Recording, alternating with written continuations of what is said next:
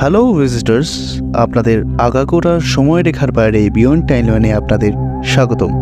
কিছু সময়ের মধ্যেই শুরু হতে চলেছে আজকের উপস্থাপনা মৃতদেহ পর্ব 1।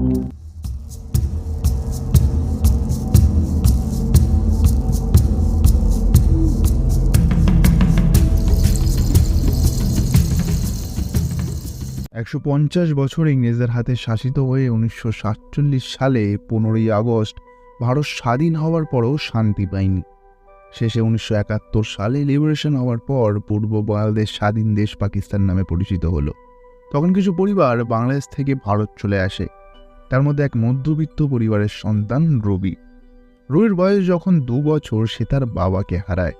দেশের বাড়ি বাংলাদেশে হলেও রবির মামার বাড়ি কলকাতায়। বাবাকে হারানোর পর মায়ের সাথে মার বাড়ি চলে আসে। দিন যায় রাত আসে, সময়ের সাথে পথ চলে রবির বয়স হয় 17।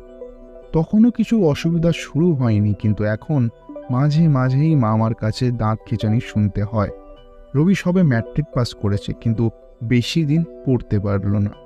কিছুদিনের মধ্যে এক কাপড়ের দোকানে কাজে নিয়োজিত হলো। কাজে নিয়োজিত হওয়ার পর সেই দাঁত খিঁচুনি শুনতে হয় না আর। তবে রবির মা রবিকে বলে, বাবু, বেকার বেকার পড়াশোনাটা ছাড়লি, কাজ করতে করতেও পড়াশোনা করা যেত। পড়াশুনোর কারণেই সব ঝামেলা, তাই আমার পড়ার ইচ্ছে নেই। প্রত্যেক দিন একভাবে মামার হাতে অপদস্থ হতে আমার ভালো লাগে না। দেখো, এখন কোনো ঝামেলা নেই, নিরিবিলি কেউ কিছু বলতে আসবে না। তাপস আমাকে বলতো, কারণ আমি কোনো কাজ করছি না তাই। তোকে তো কোনোদিনও বলেনি। আমাদের কথাগুলো বলতো, ছাড়বো না কাজ। এই বলে রবি নিজের কথায় দৃঢ় থাকলো। সময় এক অদ্ভুত জিনিস, কখনো কারোর পৌষ মাস আর কখনো কারোর সর্বনাশ। সেরমভাবেই রবি এক কাজ করে আর এক নতুন কাজে ঢোকে। এরমভাবেই কাজের পরিবর্তনের মাঝে এক ভদ্রলোকের সাথে আলাপ হয় রবির। ব্যক্তির নাম নীলরতন। আর এই ব্যক্তির মধ্যেই যেন সে তার বাবাকে খুঁজে পায়। একদিন রবিকে নীলরতন তার বাড়িতে ডাকে আর বলে, আজ গাড়ি চালানো শেখাবো। রবিরও মনে খুব আনন্দ। এইভাবেই প্রত্যেক দিন রবির গাড়ি চালানো শেখা আর খুব ভালো চালকে পরিণত হয়। সাথে সাথে লাইসেন্সেরও অ্যাপ্লাই করা হয়েছিল। কিছু সময়ের মধ্যে লাইসেন্সও তৈরি হয়ে যায়। নীলরতনের ছেলে নেই, তাই রবিকে সে সব স্নেহ মায়া করে। তাই রবির জন্য সিফারিশ করে এক সরকারি চাকরির ব্যবস্থা করে দিল, শ্মশান যাত্রা করার গাড়ির ড্রাইভার। রবি এই দেখে খুশিতে আত্মহারা। রবির আবার তার বর্তমান কাজ থেকে বিদায় নিল, নতুন ড্রাইভারের কাজে যুক্ত হলো। সময়ের সাথে রবির আর্থিক অবস্থায় পরিবর্তন আসে।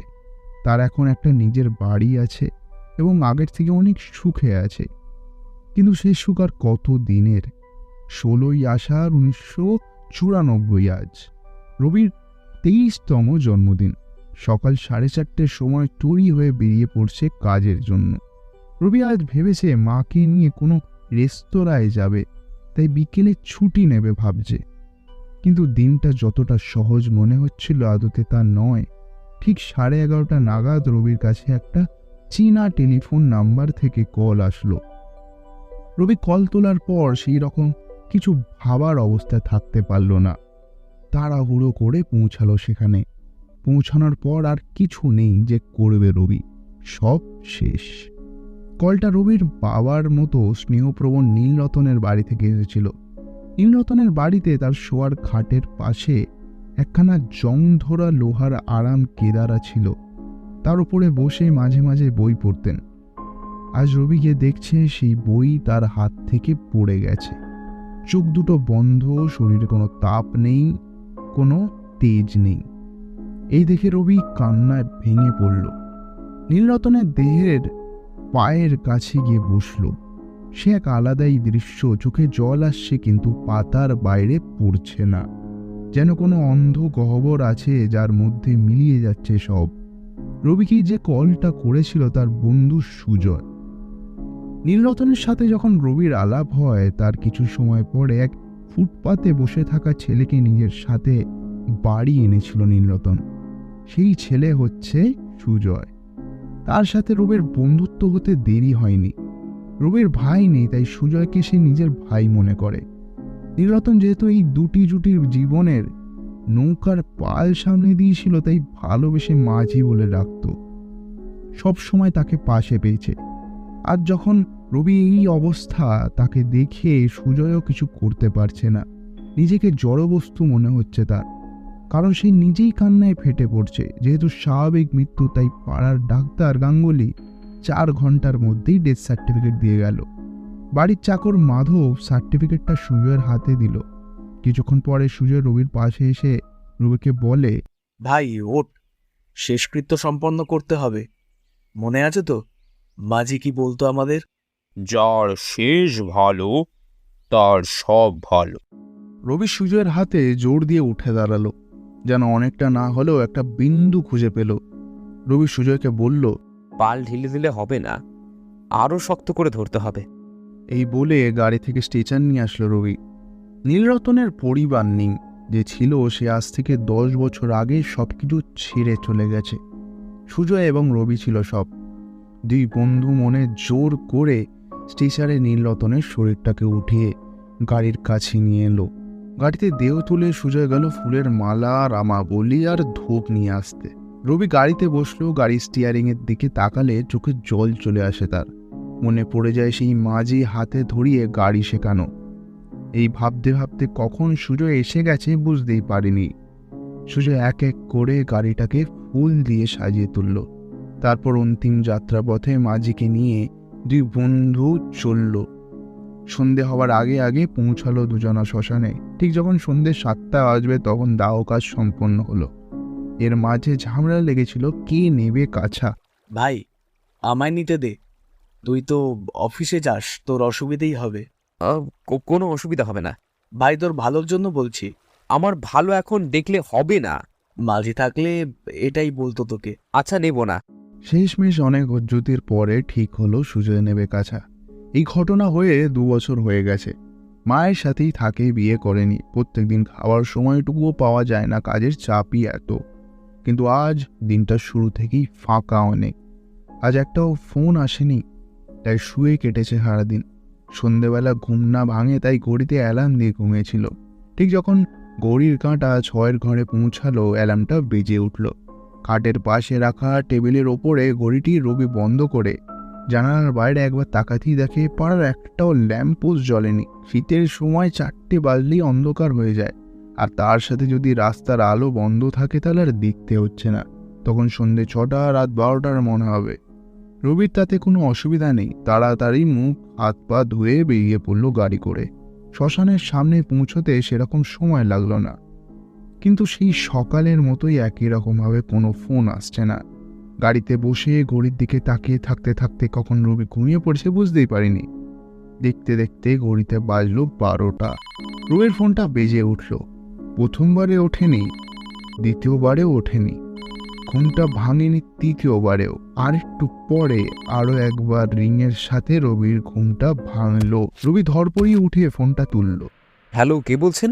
কোনো সাড়া শব্দ নেই ফোনের ওপারে, যেন মনে হচ্ছে কেউ নেই ওখানে। রবি আবার বলল, হ্যালো, কে বলছেন? তাও কোনো সাড়া শব্দ আসলো না। রবি এবারে চিৎকার করে বলে উঠল, দেখুন, যদি দরকার থাকে তো কথা বলুন, ফাজলামি করার জন্য সময় নেই আমার কাছে।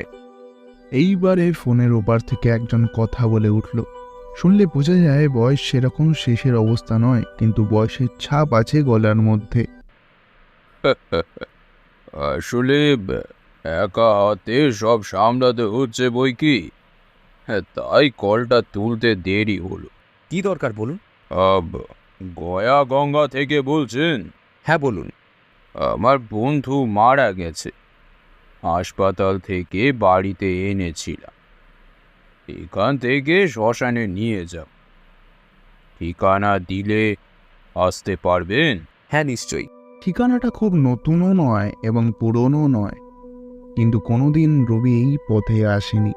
বাগবাজার থেকে আরজিকর হাসপাতালের দিকে যাওয়ার রাস্তায় খাল পাড়ে ঠিকানা লিখে নিয়ে রবি দেরি করল না, যথারীতি বেরিয়ে পড়ল। শীতের সময় রাস্তা খুব তাড়াতাড়ি ফাঁকা হয়ে যায়।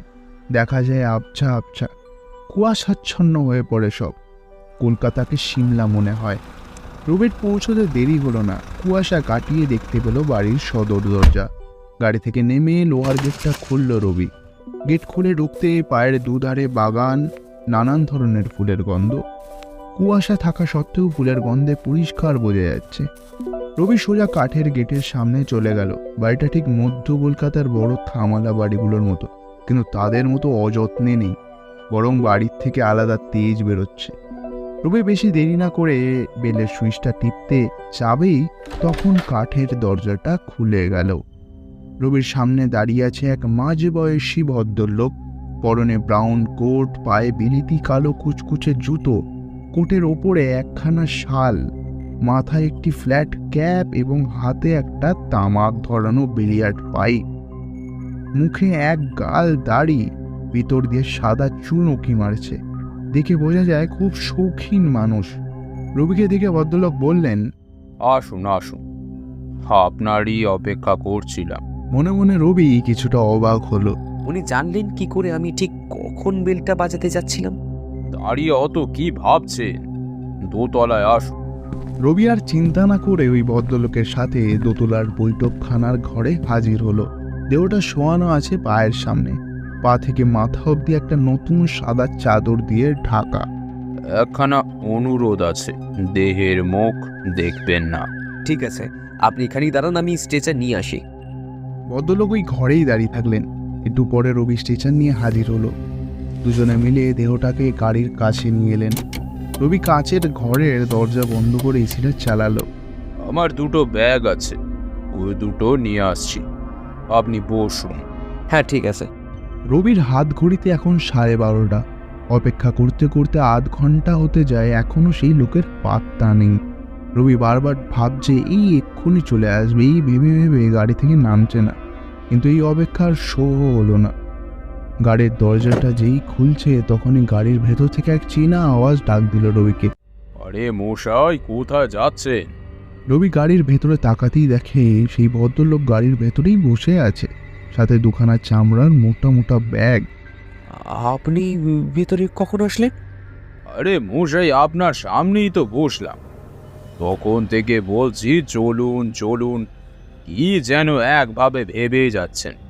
রবি চিন্তায় পড়ল, যা দেখলো সেটা কি সত্যি নাকি যা শুনলো। চলুন চলুন, অনেক দেরি হয়ে গেছে, সারা রাত এভাবে দাঁড়িয়ে থাকবেন না। রবি চিন্তা করতে করতে গাড়ি নিয়ে বেরোলো। বয়স সেরকম বেশি নয়, তার কিছু ভাব দিয়ে গেল না। রবির মনে কৌতূহল তাও শেষ হচ্ছিল না। ভদ্রলোক কোটের ডান দিকের ভেতরের পকেট থেকে একখানা বিলিতি সিগারেটের বাস্ক বার করে রবিকে বললেন, আপনার এসব চলে? না না, আমি ওসব খাই না। বাহ, ভালো ব্যাপার। আপনি কি করেন? সেরকম এখন কিছু করি না, তবে আগে আমার গরুর খাটাল ছিল, মাছের আড়তও ছিল, মশলার আনাগোনা হতো, এবং পোলট্রি মুরগির ফার্মও ছিল, এখন আর নেই। তাহলে বেশ বড় সড়ো মাপের লোক ছিলেন। আচ্ছা, এখন এসবের কি হলো? জীবনের জোরে সব উড়ে হাওয়া হয়ে গেছে। বুঝলাম না, কি যেন বললেন আপনি? আহা, ওসব কথা বাদ দিন। আপনি এই কাজই করেন নাকি আরো কোনো কাজ করেন? সময় পেলে তো করবোই কাজ, সময় পাই না। তা বিয়ে থা করেছো নাকি ওই এখনকার ভাষায় কি যেন বলে, হ্যাঁ হ্যাঁ, গার্লফ্রেন্ড আছে নাকি? না না, বিয়ের বয়স হলো কোথায় আমার, আর আমি ওই মিথ্যে অভিনয় করতে পারি না, তাই প্রেমিকাও জোটেনি। কি বলো মশাই, ওসব মিথ্যা অভিনয়? আমি তো ওসব জানি না, তাই তোমায় জিজ্ঞেস করলাম। তা আপনার কোনো পরিবার নেই? না, আমারও পরিবার নেই, না বাবা, না মা, না বউ, না ছেলে, না মেয়ে। তাহলে আপনি অনাথ? হ্যাঁ বলতে পারো, এত কিছু যার ছিল তার কেউ নেই, তাই সেও নেই। কথার সাথে সাথে গাড়ি এসে দাঁড়াবে নিমতলা শ্মশানের সামনে। তাহলে চলুন নামা যাক, কথা বলে ভালোই লাগলো, এখন কাজটা করা যাক। হ্যাঁ হ্যাঁ, চলুন। দুজনে মিলে স্ট্রেচারে করে দেহটাকে কাঠের চুলিতে রাখলো। আজই যেন শ্মশানে কেউ নেই, কিন্তু অবাক কাণ্ড, চুলিতে কাঠ সাজানো ছিল। রবি স্টেশন নিয়ে গাড়িতে রাখলো। এবার শুধু তার প্রাপ্য মজুরিটা নেবে, তারপর আজকের মতো কাজ শেষ। যথারীতি সেই প্রসঙ্গে ভদ্রলোকের কাছে হাজির হলো রবি, কিন্তু ভদ্রলোক এক বিকট দাবি করে বসলেন রবির কাছে। আচ্ছা, আরও একটা অনুরোধ আছে। ওটা করলে আপনি আপনার প্রাপ্য পেয়ে যাবেন। রবি আর ঝামেলা করতে চাইল না, একেই তো সারাদিন শুয়ে বসে কেটেছে, এই একটা কাজ করতে গিয়ে এত বিরক্তি করে লাভ নেই, তাই রাজি হয়ে গেল। আচ্ছা বলুন কি করতে হবে? আমার বন্ধুর শেষ ইচ্ছা ছিল তার শেষ কৃত্য যেন আমার হাতে না হয়, তাই আপনি যদি এই সাহায্যটা করেন। কি বলছেন আপনি? হ্যাঁ, এটা অনুরোধ করছি আপনার কাছে। হ্যাঁ, তো রাতে কাকেই বা বলবো। আচ্ছা করে দিচ্ছি। তারপর হাঁড়িতে জল নিয়ে 3 বার দেহটির চারপাশে দণ্ডি কেটে হাঁড়িটাকে ভাঙল। রবি এবার ভদ্রলোকের হাত থেকে জ্বলন্ত কাঠটা নিয়ে যেই দেহটির মুখের সামনে নিয়ে এলো, একটা ঝোড়ো হাওয়ায় মুখের ওপরে সাদা কাপড় সরে গেল। এ কি দেখতে পেল রবি? এটা সেই লোকটা যে সারা রাস্তা ওর সাথে কথা বলছিল, যে ওকে ফোন করেছিল, সেই লোকটাই ওই চিতায় শুয়ে আছে। ওই ঝোড়ো হাওয়ার সাথে জ্বলন্ত কাঠটা দেহটির মুখে পড়ে গেল, তারই সাথে দাও দাও করে ধরে উঠল মৃতদেহ সহ পুরো চুল্লি। রবি পাশে তাকিয়ে দেখে কেউ নেই, তাহলেও কি সারা রাস্তা গাড়িতে একা ছিল? এই ভেবে ওখানেই অচৈতন্য হয়ে পড়ে গেল রবি। ভোর 5:30 নাগাদ লোকজনের কোলাহলে চেতনা ফিরল রবির। রবি তাড়াহুড়ো করে গাড়ি গেটটা দিয়ে সরিয়ে পাশের ঘাটে বসলো। ঠিক যখন রবির হাত ঘড়িতে 7টা বাজতে যায়, তখন রবির ফোনটা বেজে উঠল। রবি ফোনটা বের করে দেখে ওর বন্ধু সুজয় ফোন করেছে। হ্যালো, এই তুই কোথায় আছিস রে? কাল সারা রাত বাড়ি ফিরিসনি কেন? কাকিমা তো না খেয়েই ঘুমিয়ে পড়েছিল। ভাগ্যিস আমি এসেছিলাম। কাল বাড়ি ফেরার অবস্থায় ছিলাম না আমি। কোনো মেয়ে পেয়েছিস বুঝি, তাই মাকে ভুলে যাবি? না ভাই, আমার সব কথা শোন আগে। সুজয়কে পুরো ঘটনাটা খুলে বলার পর, তাহলে সেই দুটো ব্যাগ এখনো তোর গাড়িতে থাকার কথা তো? হতে পারে ভাই। ভয় পাস না, আমি আসছি তোর কাছে। ওইখানেই থাক তুই এখন। 7:40 নাগাদ এসে পৌঁছালো সুজয়। দুজনেই গাড়ির কাছে এসে অবাক। বিলিয়ার্ড পাইপ এখনও পড়ে আছে, দুটো মোটা চামড়ার ব্যাগও আছে। সুজয় একটা ব্যাগের চেন খুলে দেখে, কি এ তো যেন কুবেরের সম্পত্তির কিছু অংশ। টাকা আর টাকা, এতটা পরিমাণের টাকা যাতে রবির 5 পুরুষ আরামে খেয়ে পড়ে যেতে পারে। সাথে সাথে আর একটা ব্যাগ খুলতেই তাতেও সেই পরিমাণের মতো টাকা, কিন্তু তার সাথে একটা দলিল রাখা। দলিলে লেখা আছে, আমি সূর্যনারায়ণ চৌধুরী আমার সব বিষয় সম্পত্তি তার নামে করছি, যে আমার শেষকৃত্য করবে। অবাক করে নমিনিতে নাম আছে রবি দাসের। এই ঘটনার কিছু সময় পরে রবি আর এই কয়াগঙ্গতে কাজ করলো না, ছেড়ে দিল। এখন ব্যবসা শুরু করেছে। কলকাতার কোলে মার্কেটে 6খানা সবজি ও মাছের লরি যায়, সাথে সেই সূর্যনারায়ণের বাড়ির পেছনে আমের বাগান, তাতে আমের খুব ফলন। এই রকম আলাদা স্বাদের আম পাওয়া যায় না বাজারে, তাই রবির বাজারে নাম ডাক হয়েছে আমবাবু বলে। ঠিক 1 বছর পর একটা শরৎকালের বিকেল। আজ রবি বাজারে যায়নি, এখন মায়ের সাথে থাকবে। একটা ম্যানেজার রেখেছে, রবি তার সাথে সুজয়কেও পাঠায়। আজ শনিবার ভালো করে খেয়ে দিয়ে বাড়ির পেছনের আম বাগানের মাঝে একটা বসার জায়গা করিয়েছিল, ওখানেই শুয়েছে রবি। হঠাৎ বাতাসে এক চেনা পোড়া পোড়া ঝাঁঝালো গন্ধ পেল, তার সাথে এক চেনা গলার ডাক। কি মশাই, কেমন আছেন?